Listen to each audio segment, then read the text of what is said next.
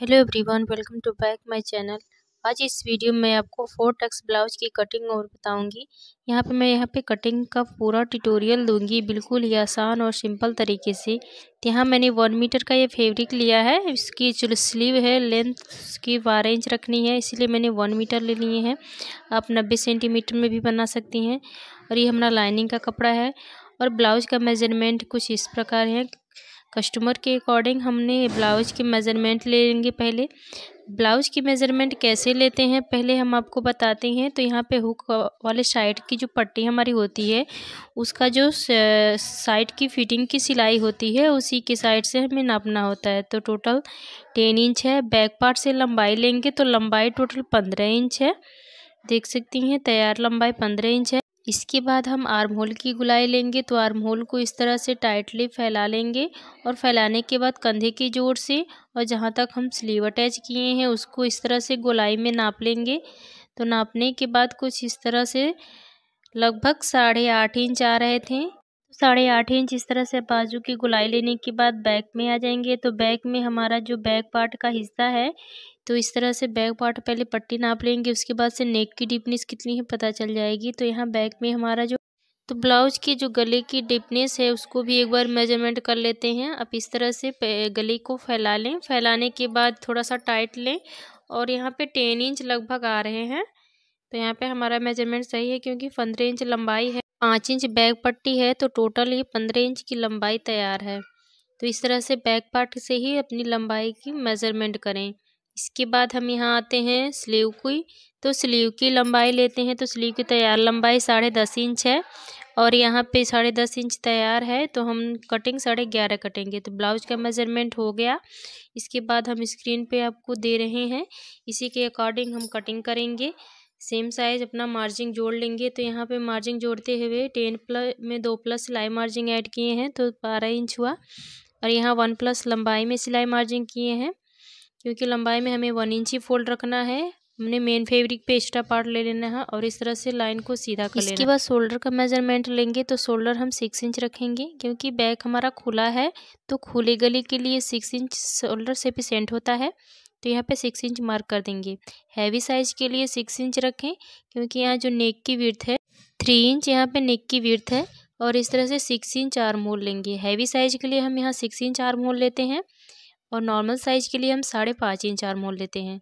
Arm hole की गुलाई हम यहाँ पे 1.5 इंच रखेंगे। इस तरह से बैक पार्ट में जो आर्म होल की गुलाई लगाते हैं 1.5 इंच लगाते हैं, फ्रंट पार्ट में 1 इंच रखते हैं। इस तरह से हम गुलाई लगाने के बाद यहाँ कंधा लेंगे। तो कंधा हम 3 इंच रखेंगे। सिलाई करने के बाद 2.5 इंच हमारा रेडी हो जाएगा और गले की जो विड्थ है 3 इंच आई है। यहाँ पे गले की डीपनेस रखेंगे। तो गले की डीपनेस 10 इंच है, तो 10 इंच ही रखेंगे, क्योंकि सिलाई के बाद एडजस्ट हो जाती है। तो हमें उतना जितना मार्जिन निकलना हो और नीचे की साइड जितना मार्जिन हमारा जाएगा ऊपर की साइड उतना ज्वाइंट हो जाता है। और इस तरह से क्या करेंगे, गले को एक बॉक्स बना लेंगे और बॉक्स बनाने के बाद इस तरह से शेप देंगे। थोड़ा सा नीचे थिकनेस बनाएंगे और थोड़ी सी यहाँ पे डीपनेस भी देंगे, हल्का सा गहराई देते हुए।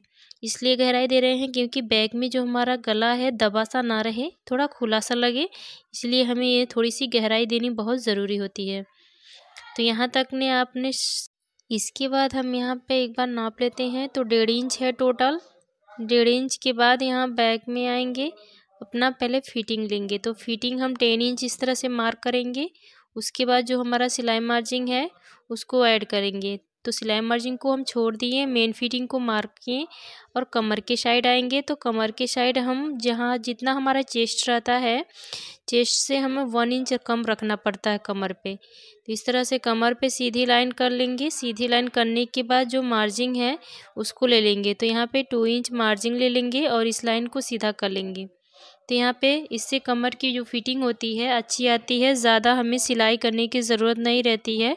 और यहाँ पे बैक टक्स लगाएंगे। तो बैक टक्स की मार्किंग हम 4.5 इंच रखेंगे और इसकी लंबाई हम 5 इंच ले लेते हैं, क्योंकि बैक में ज़्यादा है तो इस तरह से हमें ज़्यादा रखना पड़ता है लंबाई। नहीं तो यहाँ पे लंबाई अगर कम रहती है तो 5 इंच में ही रेडी हो जाता है। और इसके बाद यहाँ पे कटिंग करके ले लेंगे। तो यहाँ नेक की कटिंग कर लेते हैं और इस तरह से आर्म होल भी कट कर लेंगे। तो बैक पार्ट की कटिंग हो चुकी है। अब इसी के अकॉर्डिंग फ्रंट पार्ट की कटिंग होगी। तो इस तरह से फ्रंट पार्ट को पहले इस तरह से आगे कर लेंगे और यहाँ पे बैक पार्ट रख लेंगे। ये बैक पार्ट के अकॉर्डिंग फ्रंट पार्ट में क्या चेंजेस हो गए यहाँ पे हम देख सकते हैं। इस तरह से बिछा लें, क्योंकि बैक पार्ट हमारा बंद रहता है और फ्रंट पार्ट ओपन रहता है, तो इससे हमारा जो कपड़ा है बच जाएगा। इस तरह से आर्म होल वाले साइड से आप ज़रूर करें, इससे जो लाइनिंग का कपड़ा है नीचे की साइड बच जाएगा और इसका हम अपना स्लीव में अटैच कर लेते हैं जॉइंट के अकॉर्डिंग। और इस तरह से नीचे की साइड हमें 1 इंच एक्स्ट्रा रखना पड़ता है और आर्म होल को सीधा उतार लेंगे। बाद में हम इसे शेप देंगे। आगे का गला 6 इंच रखे हैं, क्योंकि फ्रंट में हम 6 इंच ही रखते हैं, 7 इंच भी रख सकते हैं अपने अकॉर्डिंग। यहाँ पे हम 6 इंच ही रखे हैं, नॉर्मल गला 6 इंच ही रहता है। और इस तरह से यहाँ पे हम बैक पार्ट उठा लेंगे। बैक पार्ट उठाने के बाद इसको पूरा परफेक्टली शेप देंगे हम।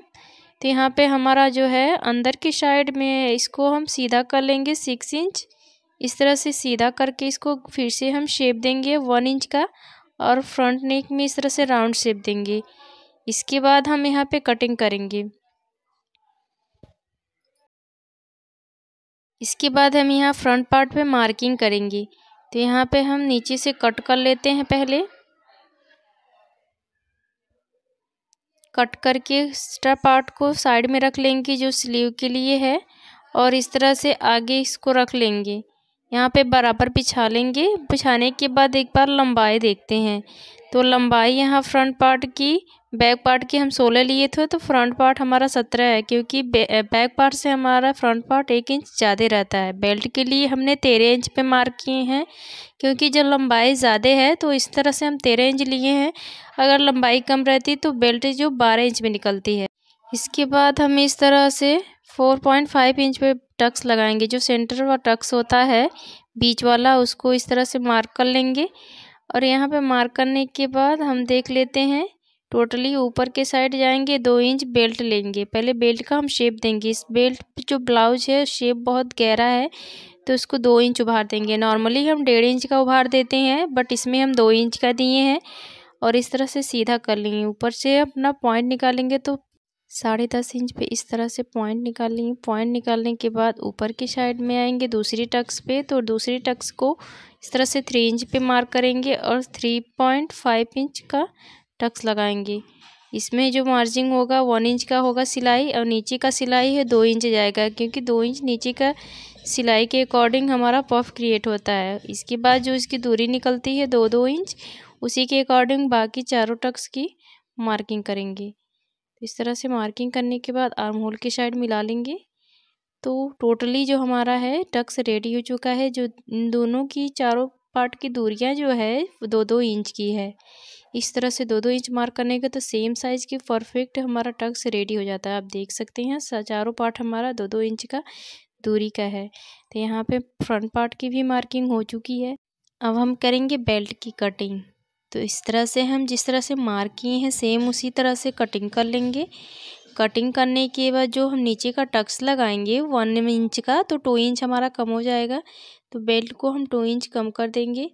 तो इस तरह से हम यहाँ पे 1 इंच ही कम किए। 1 इंच हम सिलाई करने के बाद कम कर देंगे। आगे की साइड से बेल्ट को थोड़ा सा फिनिशिंग का शेप दे देंगे। तो बेल्ट की भी कटिंग हो चुकी। अब जो टक्स है दूसरी साइड पे भी सेम तरह से आए, तो इस तरह से बराबर कर लें अस्तर को बराबर करने के बाद इस तरह हाथ से प्रेस कर दें। जो ये टक्स है दूसरे पार्ट पे भी इजीली से छिप जाता है, और इसको थोड़ा सा चॉक की हेल्प से डार्क कर दें। इस तरह से हम डार्क कर रहे हैं, सेम आप भी इसी तरह से डार्क कर दें। तो दोनों पार्ट पे सेम साइज़ के टक्स को रेडी हो जाता है। और यहाँ पे खोल दें, कैंची की हेल्प से इधर खोल के कट कर दें, क्योंकि हमारा फ्रंट पार्ट ओपन रहता है। तो यहाँ पे बचे हुए फैब्रिक से पहले स्लीव निकालेंगे। तो स्लीव की लंबाई टोटल 12 इंच है, और लाइनिंग का फैब्रिक मेरा टोटल कम है, 8 या 7 इंच के है आसपास है। तो इस तरह से हम 4 फोल्ड करके नॉर्मल स्लीव की मार्किंग कर लेंगे। उसके बाद हम आपको एक टिप्स और ट्रिक देंगे, जिसकी वजह से आप कम अस्तर में भी लंबी स्लीव की बाजू निकाल सकती हैं। तो इस तरह से हम क्या करेंगे, पहले 7 इंच जितना है लाइनिंग का फैब्रिक उतना ही कट कर लेते हैं। तो 7 इंच है, उसके बाद 7 इंच कट कर लेंगे। हमको 12 इंच चाहिए, बाकी 4 इंच कपड़ा हम नीचे के साइड जोड़ेंगे। इस तरह से सीधा करके हम यहाँ पे मार्क कर लेंगे। तो पहले हम नॉर्मल स्लीव की मार्क कर लेते हैं। 3 इंच की स्लीव की गहराई दिए हैं और गहराई देने के बाद इसको कट कर लेंगे। नीचे के साइड थोड़ा सा कपड़ा और ज्वाइंट कर लेंगे, क्योंकि फिटिंग है 10 इंच, तो 10 इंच ही हमको चाहिए।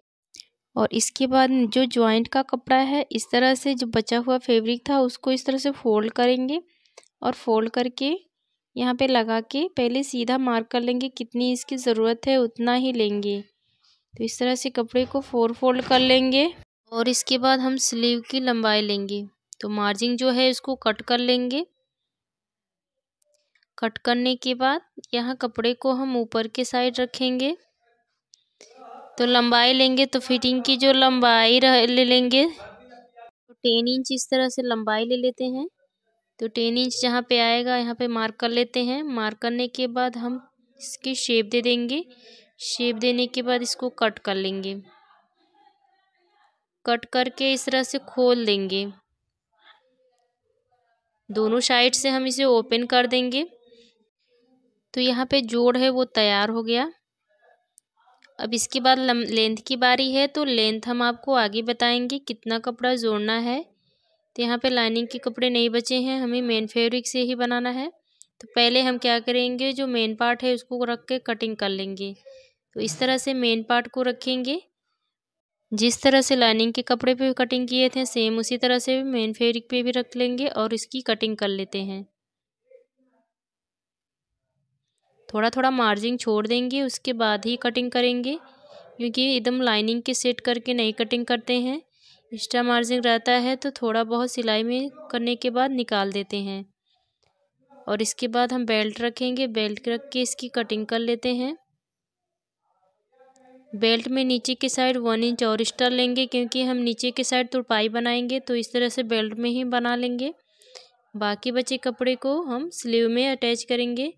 तो स्लीव को इस तरह से कपड़े को 4 फोल्ड कर लिए और फोल्ड करने के बाद पहले हम लंबाई ले लेते हैं। तो लंबाई टोटल 12 इंच है, रेडी 10.5 इंच है, तो यहाँ पे हम 12 इंच ले लेते हैं। सिलाई करने के बाद निकाल देंगे और इस तरह से सीधी लाइन कर लेते हैं।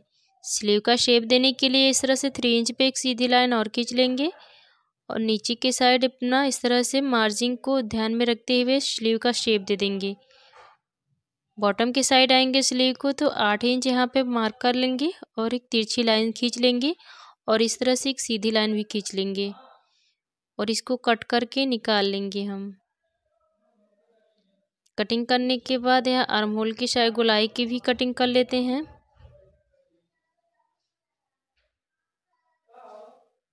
तो स्लीव की कटिंग हो चुकी। अब यहाँ पे जॉइंट की बारी है। तो जॉइंट के लिए इस तरह से क्या करेंगे, पहले नाप लेंगे फिटिंग और खोल लेंगे। तो जॉइंट के लिए हम यहाँ पे पहले स्लीव को बराबर से रखेंगे और उसके ऊपर लाइनिंग का जो फैब्रिक है उसको भी रख लेंगे। जॉइंट को भी कॉर्नर के साइड में रख लेंगे और यहाँ पे जो बचा पार्ट है उसको इसी के फैब्रिक से निकालेंगे। तो इस तरह से बराबर कर लेंगे। बराबर करके रख लेते हैं। ये 4 फोल्ड में रखें, क्योंकि जो हमारी स्लीव है डबल है। और बंद वाले साइड से बंद पार्ट रखें और ओपन साइड से ओपन पार्ट रखें। इस तरह से हमारी जो स्लीव में अगर लाइनिंग का फैब्रिक कम हो तो इस तरह से कपड़े लगाकर आप जोड़ के बड़ा स्लीव बना सकती हैं ईजी से। तो दोनों हमारा जो स्लीव है रेडी हो चुका है। तो कुछ टिप्स और ट्रिक हमारे वीडियो में ज़रूर मिलेंगे, तो वीडियो को पूरा देखिए और लास्ट तक देखिए और वीडियो को एक लाइक करें और चैनल पे नए हो तो चैनल को सब्सक्राइब ज़रूर कर दें। अब यहाँ पे क्या करेंगे, कपड़े को सीधा कर लेंगे कटिंग करके और यहाँ पे हुक आई की पट्टी निकाल लेंगे। तो यहाँ पे मैंने आई की पट्टी निकाल लेंगे। हुक की पट्टी तो लाइनिंग के फैब्रिक से ही बन जाता है। इसके बाद पाइपिंग के लिए हम कपड़ा लेंगे। तो इस तरह से पहले कपड़े को औरेप कट कर लेंगे और औरेप कट करने के बाद यहाँ 1.5 इंच पे ले लेंगे। चौड़ाई में हम 1.5 इंच लेते हैं औरेप पट्टी के लिए। तो इस तरह से हम अब नाप के ले लेते हैं। यहाँ पे हम 1.5 इंच की चौड़ाई पट्टी कट कर लेते हैं। 3 पट्टी कट कर लेंगे इसी तरह से। यहाँ पे थोड़ी सी चौड़ाई हो गई थी तो इसको हम थोड़ा सा कटिंग करके शेप में बराबर कर लेंगे और एक और पट्टी और कट कर लेंगे। तो उम्मीद करते हैं हमारा जो आइडिया आपको समझ में आया। सिंपल ब्लाउज की कटिंग की परफेक्ट तरीका हम आपको बताए हैं। 4 टक्स ब्लाउज की कटिंग का पूरा ट्यूटोरियल वीडियो आपको समझ में आया। मिलेंगे अगले वीडियो में कुछ नए टिप्स और डिज़ाइन के साथ।